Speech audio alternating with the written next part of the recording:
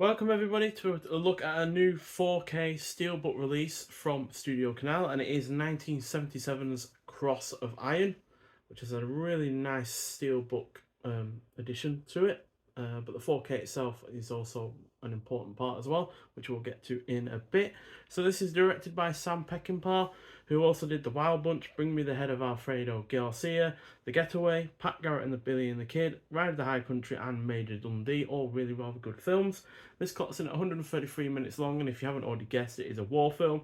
Stars the likes of James Coburn, who was in Monsters Inc., Ducky Sucker, Charade, The Great Escape, and The Magnificent Seven, as well as Maximilian Schnell, who was in Deep Impact, Judgment at Nuremberg, A Bridge Too Far, and The Deadly Affair, as well as James Mason, who was in North by Northwest, 20,000 Leagues Under the Sea, Odd Man Out, and Journey to the Centre of the Earth.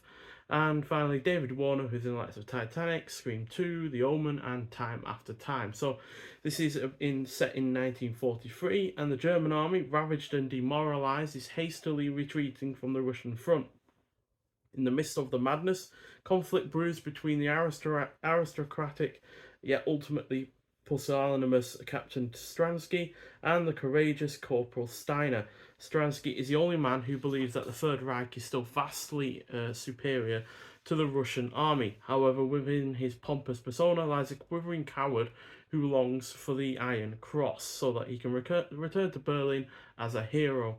Steiner, on the other hand, is cynical, defiantly nonconformist, and more concerned with the safety of his own men rather than the hoard of military decorations offered to him by his superiors. So, when I first watched this film last year, I was genuinely surprised by how great this war film is, as director Sam Peckinpah.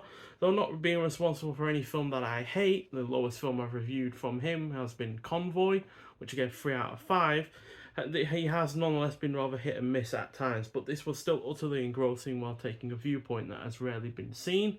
This is thematically weighty with its anti-war message, while being entirely focused on the German side in World War II, and how cynical those fighting have become over what they are partaking in. The production is also exquisite. The action scenes are absolutely spectacular. While during one of the Russian attacks, the editing and cinematography are done in such a way as to add tension and a genuine sense of confusion, so you feel to some degree the same emotions as those being attacked. The cast is great, it is well paced. The plot, though rather basic in its premise, is elevated by its effective characterization. It doesn't shy away from depicting violence in typical Peckinpah style, and the score is well done. So, yeah, say in typical Peckinpah style, because if you've seen The Wild Bunch, you know exactly the kind of violence you're going to be getting in for. And yeah, like I said, the Steelbook itself looks absolutely superb.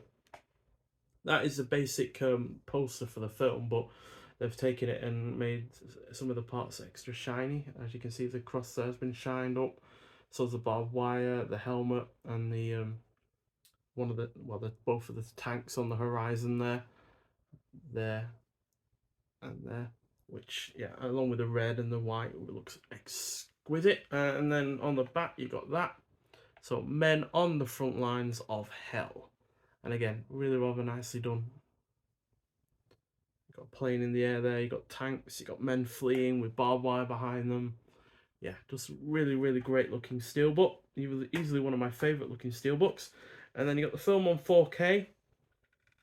Also Blu-ray with the special features included, as you can see. So yeah, so special features there, but you can't see it underneath the disc. The 4K itself looks excellent. They've not erased any of the film grain or anything like that. It still looks like an older film, but it's got, you know, better clarity to it in some regards, and the sound has been improved. So yeah, it genuinely looks an excellent film, even though obviously it already did it anyway. And you got a bunch of new extras on this as well. And you got a new promoting Steiner on the set, filming Steiner Part 2, and Steiner in colour, because the person that this is based on is involved in the production of the film. And then I'm not sure if these extras on the Blu-ray disc were included in the Blu-ray that I used to have from a few years ago. But you've got basically on location Sam Peckinpah, on location James Coburn, on location Maximilian Schnell, along with James Mason and David Warner also on location. You've got Passion and Poetry, Sam Peckinpah's War. You've got Kruger Kisses Kern, Vadim and Sam, Father and Son, Cutting Room Floor, Steiner in Japan, ads filmed in 1977. Max Home Video, Home Movies, Steiner and Kiesel mate again, and then US and UK trailer, German trailer, and a US TV spot. So, yeah, a whole host of extras there. Again, I'm not sure if the extras on the Blu-ray disc were ones that were included in the older Blu-ray disc, but if you never had that Blu-ray disc, then obviously they're going to be all new extras to you. But the main draw for this is not only the great film, but also the new Steelbook edition and the fact it's in 4K, which, yeah, looks absolutely glorious as far as I'm concerned. So, yeah, this is one that I probably will have in my little frame that I put on the wall that has a little Steelbook box for it. So, yeah, and I like showing Steelbooks in that kind of thing as well. But look great on any shelf, quite frankly. And yeah, if you love the film, then you'll love this edition. And I really do love the film. It's a easy 4.5 out of 5 film. To be honest, like I said, the only real negative to it is the plot is a little bit on the basic side. You know, the lower rank people against the higher ranks. That's basically the gist of it. But still, it's what's done with that plot that really counts. And yeah, Sam Peckinpah did an excellent job with this film, even though apparently he was drunk for most of it. So yeah, but nonetheless, thank you for watching. If you've seen this film before, then I'd like to hear your thoughts on it. But nonetheless, I'll see you in the next one. Bye.